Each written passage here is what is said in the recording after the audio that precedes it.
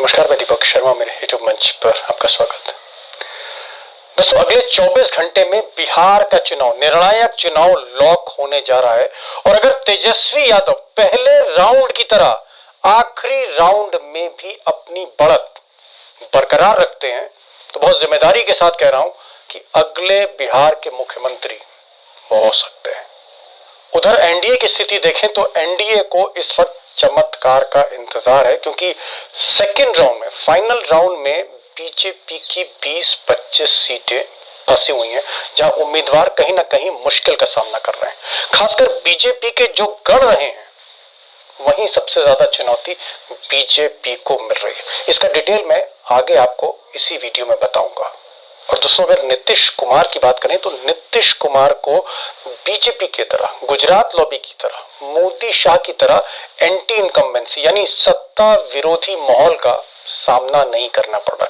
सच्चाई तो यह है कि नीतीश कुमार की तारीफ लालू परिवार कर रहा है, राबड़ी देवी कर रही, लालू कर रहे हैं और उनको तेजस्वी चाचा कह रहे हैं। कांग्रेस भी कुछ नहीं बोल रही जेडीयू के लिए। इसलिए नीतीश कुमार को कहीं ना कहीं सहानुभूति है और लोगों को लगता है कि अमित शाह और मोदी ने नीतीश कुमार को कहीं ना कहीं किनारे कर दिया है। इसलिए नीतीश कुमार अगर पिछले राउंड की तरह फाइनल राउंड में भी अच्छा प्रदर्शन करते हैं और अगर वो ज्यादा सीटें लेकर आते हैं, एनडीए में सिंगल लार्जेस्ट पार्टी बनते हैं, तो निश्चित तौर पर नीतीश कुमार 14 तारीख को अमित शाह के लिए बड़ी मुसीबत बनने जा रहे हैं। उधर अमित शाह, जिनकी आप कह सकते हैं कि नीतीश कुमार से बन नहीं रही है, 36 का आंकड़ा है।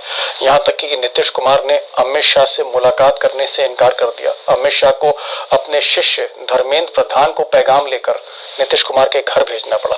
अमित शाह को नायडू बाबू के बेटे को आंध्र प्रदेश से बुलाकर मामला सुलझाने के लिए उनकी मदद लेनी पड़ी। और ऐसे हालात के बीच अमित शाह ने आग में आज फिर घी डाल दिया जब उन्होंने कहा कि सरकार तो हर कीमत पर भारतीय जनता पार्टी की बन रही है, बीजेपी की बन रही है। यानी कहीं भी उन्होंने नीतीश कुमार की ना तारीफ करी ना नाम लिया।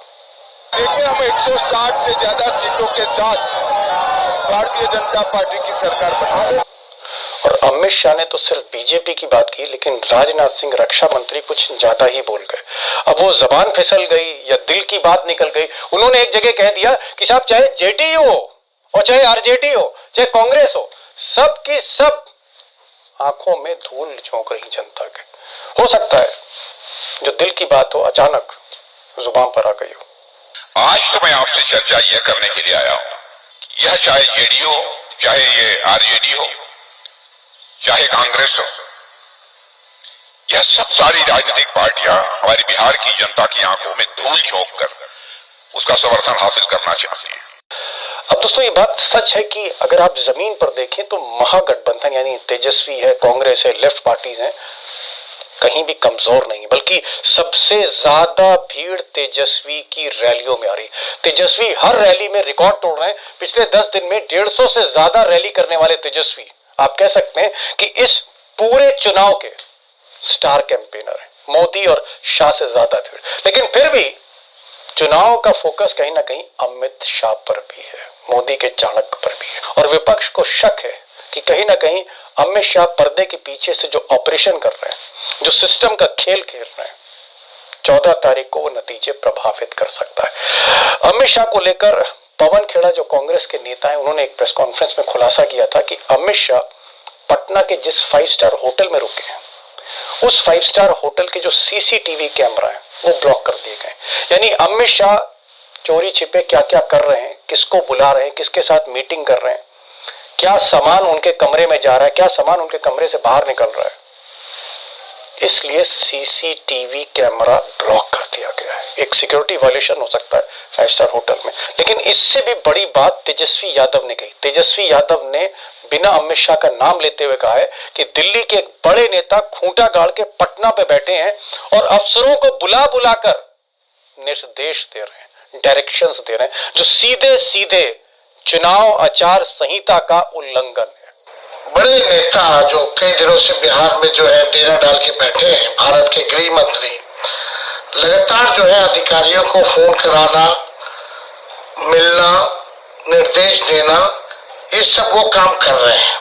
अब ये बात तो सही है कि चाहे वो कांग्रेस के नेता हो या फिर तेजस्वी यादव हो, अमित शाह के चाणक्य के ऑपरेशन से भाई कहीं ना कहीं परेशानी तो है। लेकिन अगर मैं तेजस्वी की बात करूं, सेकंड राउंड की बात करूं, जहां 122 सीटों का फैसला होना है, तेजस्वी अगर सीमांचल में जहां 24 सीटें हैं, वहां अगर कमाल करते हैं, वहां पर वो स्वीप करते हैं, तो मैंने शुरू में भी आपसे कहा था कि फिर तेजस्वी यादव के रथ को कोई रोक नहीं सकता है।